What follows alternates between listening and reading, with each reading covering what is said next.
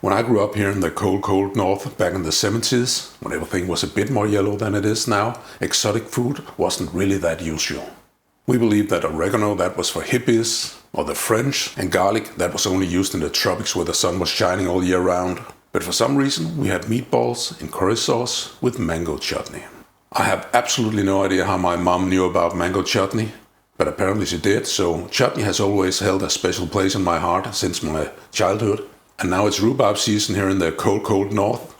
And even though it's summer, it's still cold. It's freezing outside. So rhubarb chutney is a fantastic way to combine two of my favorite things, summer and cooking. No, that makes no sense. Rhubarbs and chutney. Yeah, rhubarb chutney.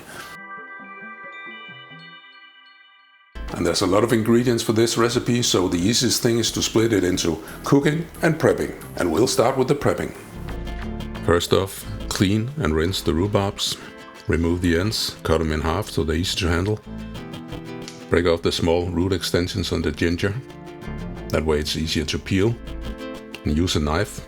Well, you can use a regular potato peeler, but often you have to cut into small grooves and something like that, and there's small soft brown spots and you have to remove.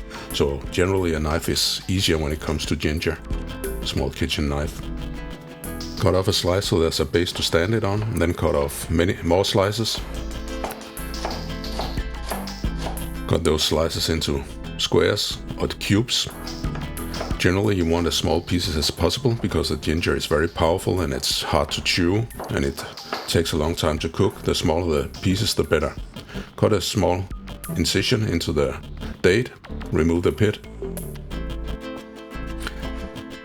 Cut the deep-pitted dates into strips as well as possible. It's a bit hard to handle dates, they are sticky. So you cut those into cubes as well, a little larger. Cut the onion, don't remove the bottom, all the bottom. That makes it easier to handle when you cut it. Remove the peel. Cut strips. You just want generally rough cubes here, so this is the easiest way. Like this. They don't have to be very fine, they're going to be cooked, so you're not going to see a lot of it. Squeeze out the lemon juice. Cut the rhubarb into 1/4 inch sizes, 1/2 centimeter.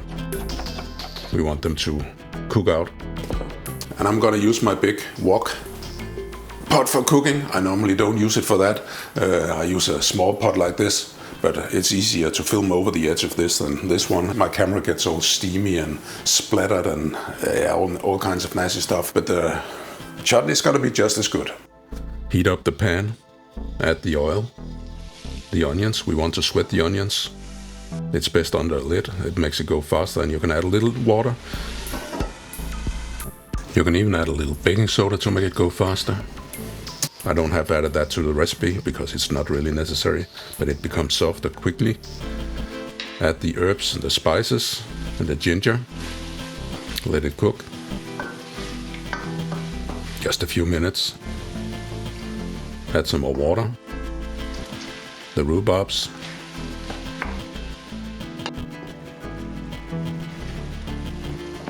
Let it simmer. This is about 5 minutes in.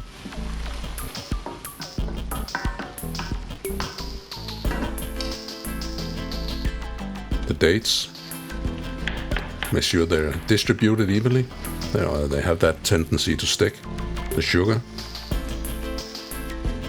and I only add the sugar now because otherwise it burns easier. There's no really any reason to do it this late if you're stirring anyway. Add the lemon juice, taste if it needs more sugar or lemon juice, and then it's done. And it's always best if you have a glass jar that's just the size of the recipe at hand, but I only have these drink glasses that my daughter has bought, so I'm gonna have to make that work, even with a hole in the top. The main trick when making marmalades and chutneys and stuff like that is to have a funnel with a big hole. That makes it a lot easier to get your gooey stuff into your glass without getting it all over your hands or your table or the glass or whatever. Get one of these, really good thing. And luckily, if you have the right funnel, it's not exactly rocket surgery to fill up a glass jar. Look how easy it is. Make sure there's no air bubbles. Tap it a few times to make the bubbles rise, or you can use a spoon or a fork to press them out. And I had that problem with the hole for the straw in my lid, so I use a plastic wrap and an elastic band, and it's perfectly tight and will keep for a long time.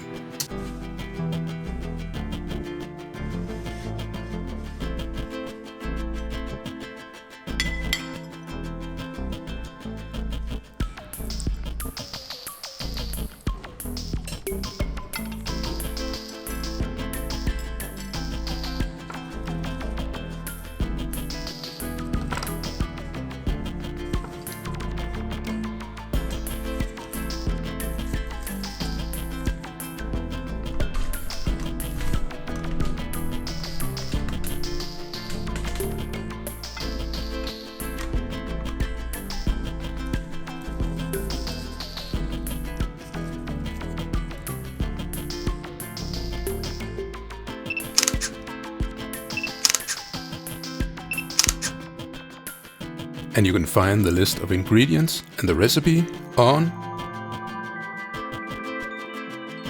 kvalifood.